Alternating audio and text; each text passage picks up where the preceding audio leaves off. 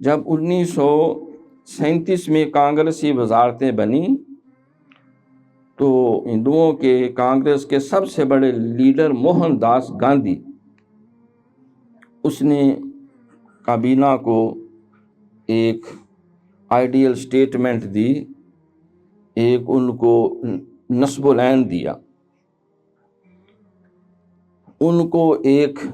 target دیا، vision دیا حکومت کا، کہا کہ دیکھو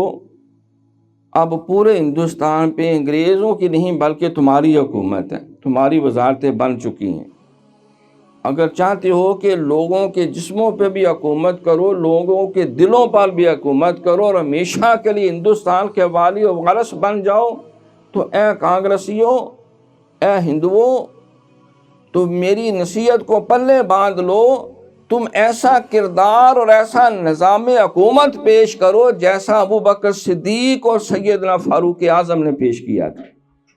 میں تمہیں رام چندر کی کہانیاں نہیں سناتا، وہ خیالی لوگ ہیں،